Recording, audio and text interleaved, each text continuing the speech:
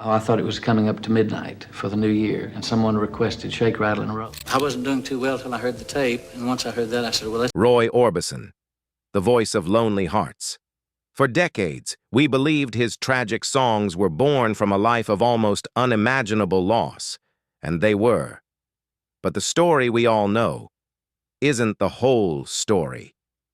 New discoveries, including a set of secret recordings, reveal that the reality of Roy Orbison's life and the pressure that forged his sound was far worse than we ever imagined.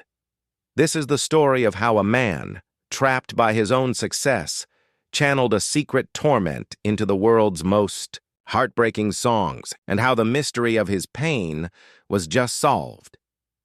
To understand how it came to this, how a man could possess a voice that Elvis Presley called the greatest in the world, yet live a life shadowed by a darkness few could comprehend, we have to go back to the beginning. Not to the screaming fans or the gold records, but to the dusty, desolate plains of West Texas during the Great Depression. Because it was there, in the quiet and the hardship, that the seeds of both Roy Orbison's monumental talent and his profound tragedy were sown.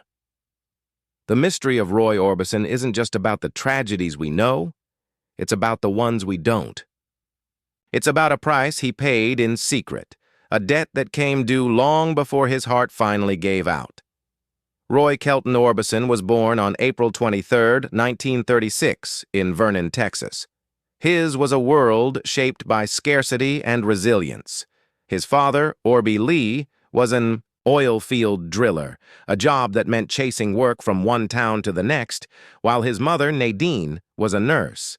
It was a life of constant motion and uncertainty, a backdrop of muted colors against which young Roy's inner world began to take shape. This wasn't the glamorous origin story of a rock and roll king. It was the humble, almost invisible beginning of a man who would one day give voice to the entire world's loneliness. From the start, music was more than a hobby, it was a lifeline. For his 6th birthday, his father gifted him a guitar, and from that moment, as Orbison himself later recalled, he was finished for anything else. While other boys were playing outside, Roy was inside, his small hands learning the chords that would one day define an era. He was taught by his father and uncle, soaking up the sounds that filled the Texan air. The raw emotion of country legends like Hank Williams, the smooth crooning of Bing Crosby, and the spiritual fervor of Southern gospel. This eclectic mix would become the foundation of his unique sound, a fusion of styles that defied easy labels. By age 8, he was already writing his own songs, composing a piece titled A Vow of Love. Think about that. At an age when most kids are learning multiplication tables, Roy Orbison was already trying to capture the most complex human emotion in words and melody. By 13, he was leading his own band, the Wink Westerners, and had a regular show on a local radio station. He wasn't just a boy with a guitar.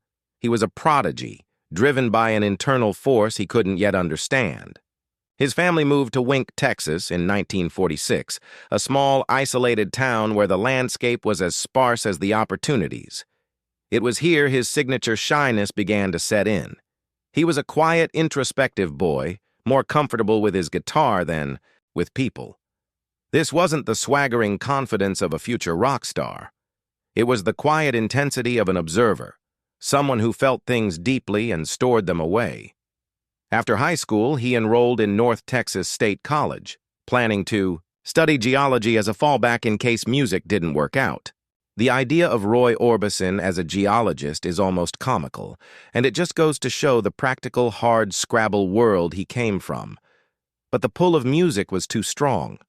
He dropped out to pursue his dream full-time, and he and his new band, the Teen Kings, landed a local TV show in Odessa, Texas. It was on this show that he had a fateful encounter. A touring Johnny Cash appeared on his program, and after hearing Orbison's music, he gave the young man a piece of advice that would change his life forever. Send a tape to Sam Phillips at Sun Records in Memphis.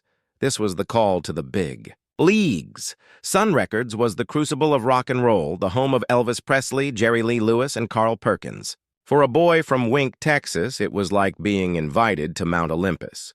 But when Roy Orbison arrived at Sun, he wasn't what Sam Phillips expected, and the machinery of fame, he would soon discover, wasn't designed for a soul as gentle and as complex as his. The first gears of the trap were beginning to turn. In 1956, Roy Orbison walked through the doors of Sun Records, a place that was already a legend. Sam Phillips, the visionary producer who had unleashed Elvis on the world, was looking for his next big star. What he saw in Orbison was a puzzle.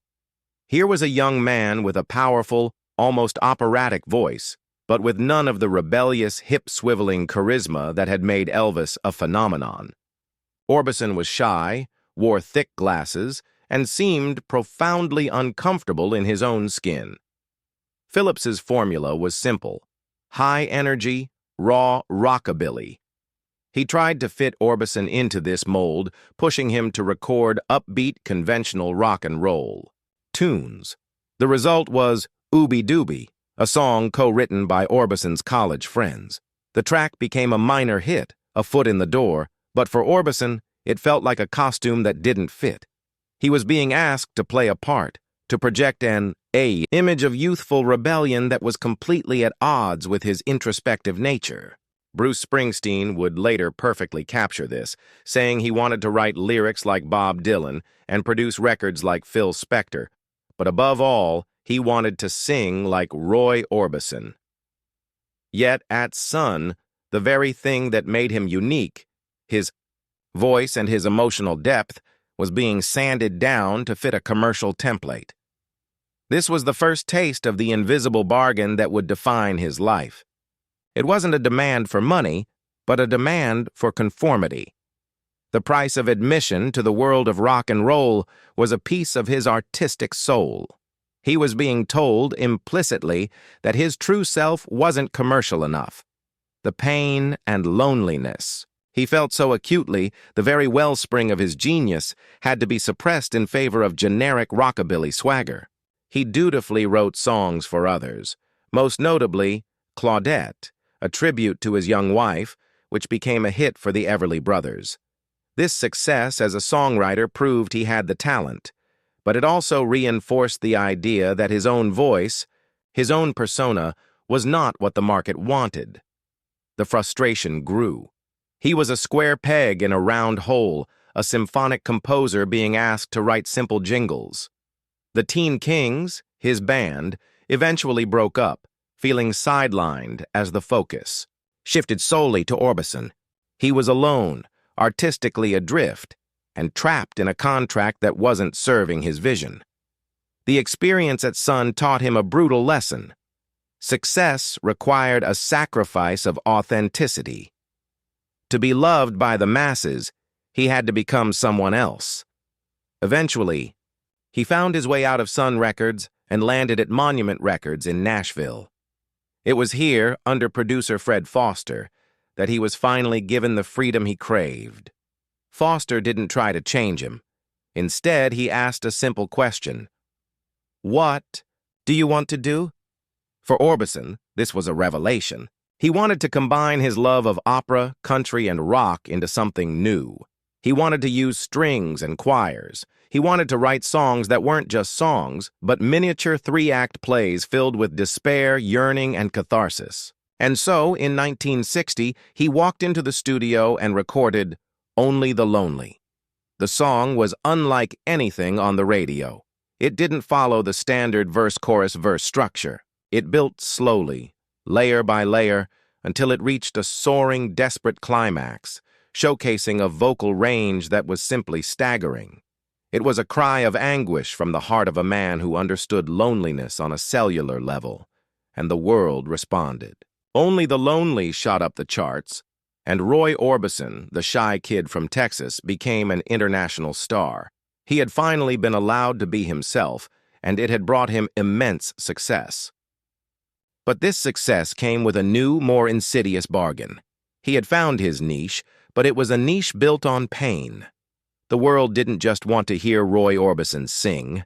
They wanted to hear him suffer. With the success of Only the Lonely, the floodgates opened. For the next 4 years, Roy Orbison wasn't just a pop star, he was a phenomenon. He crafted a string of hits that became the soundtrack for a generation of lonely hearts, Crying, Running Scared, In Dreams, It's Over, and the global mega-hit, Oh Pretty Woman. These weren't simple love songs, they were complex, cinematic, masterpieces of emotional turmoil. Running Scared told a story of romantic paranoia that builds to a terrifying falsetto climax. Crying was a raw, unfiltered admission of lingering heartbreak. His stage persona became as iconic as his music. Dressed in black, his face hidden behind dark Wayfarer sunglasses, he stood almost perfectly still while he sang. George Harrison, who would later become his bandmate, recalled being confounded by his stillness, saying he was like marble. This image wasn't just a gimmick. The sunglasses became a permanent fixture by accident. He'd left his regular glasses on a plane before a show in 1963 and had to wear his prescription shades on stage. But they served a deeper purpose. They were a shield, a barrier between his crippling shyness and the prying eyes of the audience.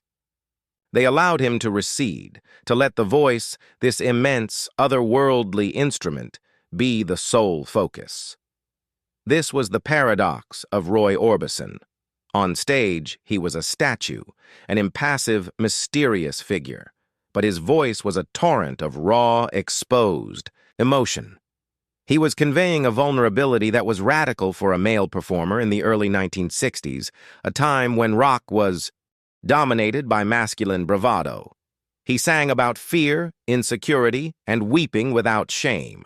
He was building a persona of a suffering male character, as one historian noted, who experienced intense emotions that weren't the norm for men at that time. This is where the true nature of his invisible bargain began to reveal itself. The audience, the record labels, the entire music industry, they fell in love with his pain. His success became inextricably linked to his ability to channel despair. Every hit single reinforced the expectation. To stay on the charts, he had to keep delivering these operatic tragedies.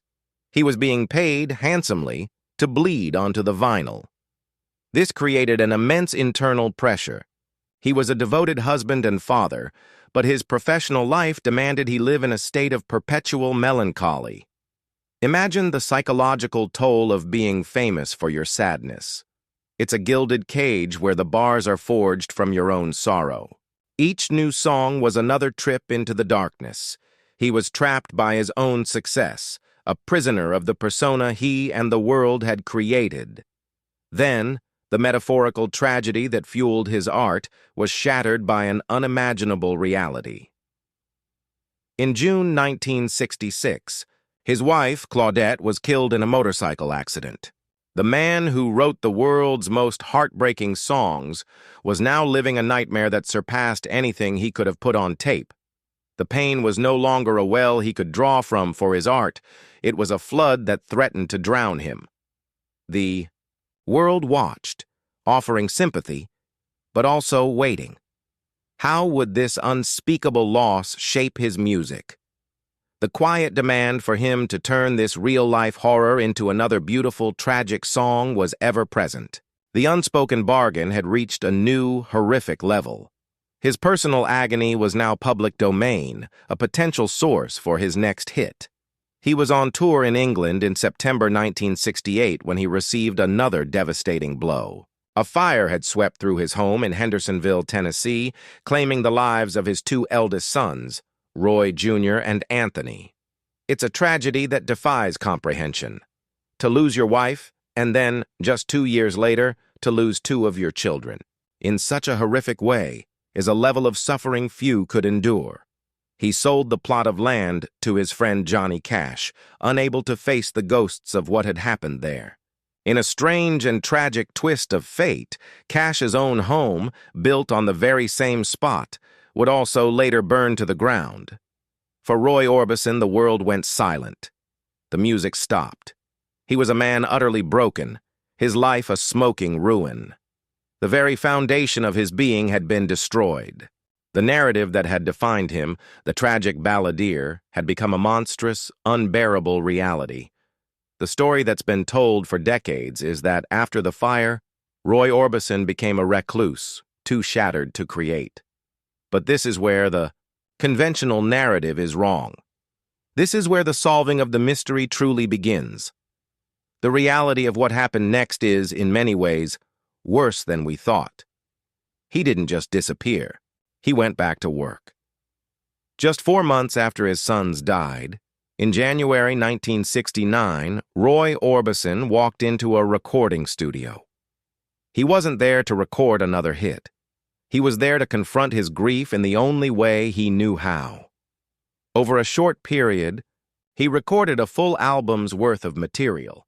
This was The Secret, a collection of recordings that would remain hidden for nearly half a century.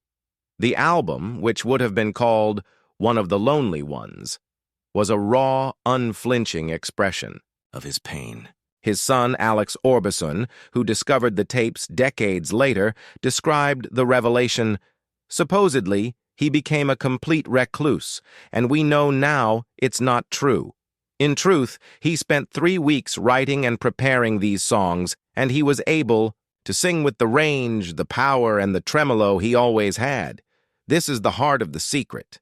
These weren't just unreleased songs. They were a private exorcism. They were therapy sessions set to music, a man trying to sing his way out of an impossible darkness.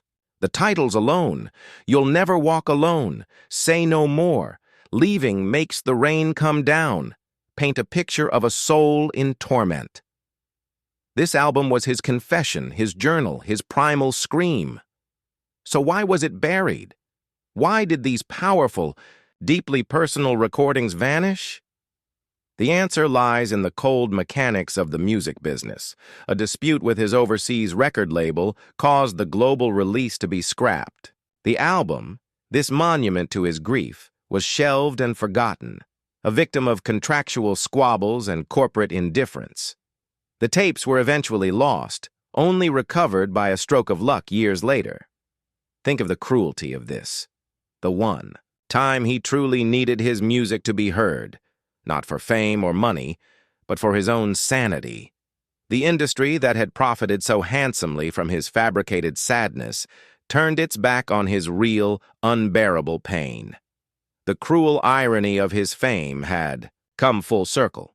His authentic grief was deemed commercially inconvenient, a logistical problem to be filed away. He had delivered the ultimate tragic performance, and nobody was there to listen. This pushed him into what are now known as his wilderness years. Throughout the 1970s, he continued to tour, but he was no longer a chart-topping force in America. Psychedelic rock and disco had taken over, and there seemed to be little room for his brand of orchestral melancholy. He released albums, but they were largely ignored. One music historian noted that in the early 70s, you couldn't even find a new Roy Orbison record in stores. He was adrift, a ghost haunting the fringes of the industry he helped build. The tragedies had taken their toll, not just emotionally, but professionally. He had been defined by his sorrow, and when that sorrow became too real, the industry that built that definition had no use for him.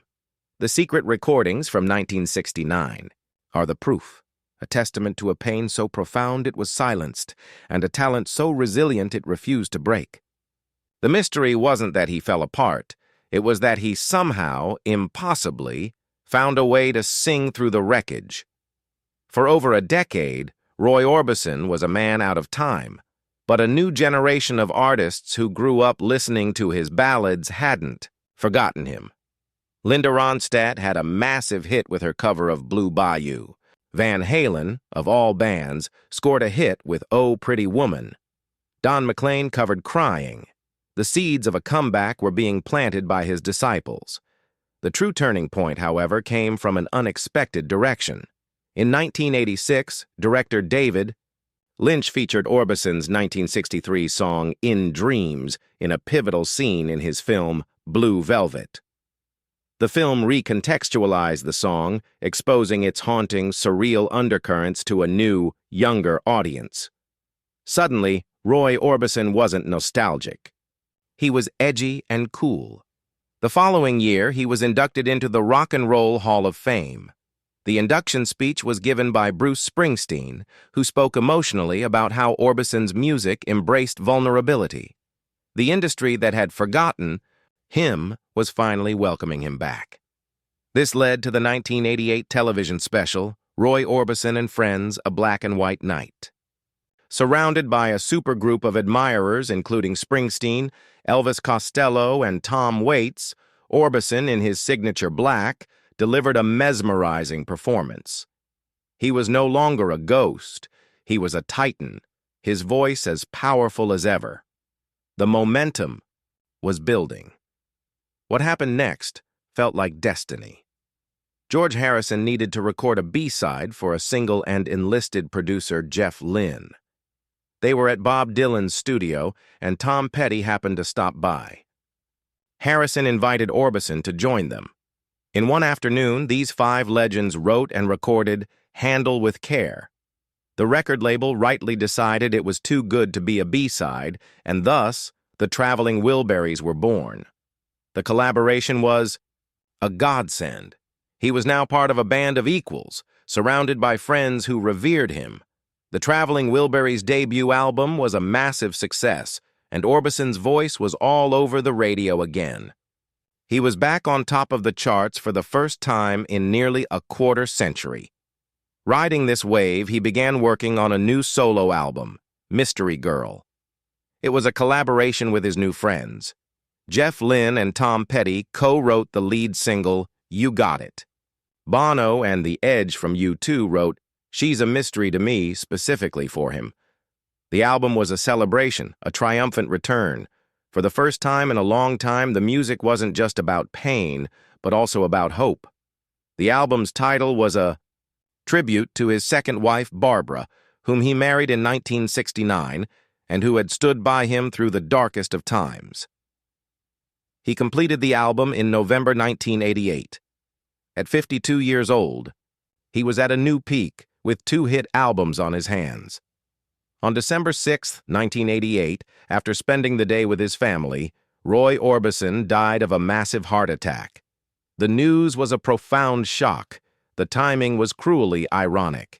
He had finally found happiness and stability, only to have it snatched away. His death wasn't just a random tragedy. It was the final bill for a life spent under relentless pressure, the culmination of fame's cruel bargain and the heavy price of sorrow. Roy Orbison's story is a powerful reminder of the human cost that can hide behind a legendary voice. So many artists from his era carried burdens we are only now beginning to understand. If you're fascinated by the untold stories behind music's greatest icons, consider subscribing for more deep dives into the leaves that shaped the songs we love. And we want to hear from you. What Roy Orbison's song means the most to you, and how does knowing his full story change the way you hear it? Let us know in the comments. When Mystery Girl was released posthumously in 1989, it became the highest charting solo album of his entire career. For a brief, bittersweet moment, Roy Orbison had 2 albums in the top 5 of the Billboard charts, an achievement unmatched since Elvis Presley. He had received his final validation, but solving the Roy Orbison mystery reframes this triumphant ending. It reveals a truth far more complex and heartbreaking than the simple narrative of a tragic artist. The pressure he was under was real, but it wasn't a shadowy plot. It was systemic, woven into the fabric of his fame. It was the demand that he continuously monetize his pain, that he turn his authentic self into a product. The secret recordings from 1969 are the key evidence. A cry of pure, unfiltered grief that the industry deemed unprofitable and buried for decades. We now understand that his iconic persona, the black clothes, the sunglasses, the stillness, wasn't just a stage costume. It was armor. It was the defense mechanism of a shy, wounded man trying to protect himself from a world that demanded he keep his wounds open for all to see. His heartbreaking songs weren't just about loss. They were about being trapped. Trapped by success, trapped by expectation, and trapped by personal tragedies so immense they would have destroyed most people. The ultimate revelation isn't that Roy Orbison's life was tragic. We always knew that. The revelation is that the system that celebrated his music was an active participant in that tragedy, creating a feedback loop of sorrow and success he could never escape. He didn't just sing about loneliness. He was made lonely by the very act of singing about it. His life was worse than we thought because his torment was not just a consequence of fate, but a condition of his employment. And in the end, his magnificent, soaring voice, once described as the cry of an angel, was also the sound of a man paying an impossible price, right up until the very last note.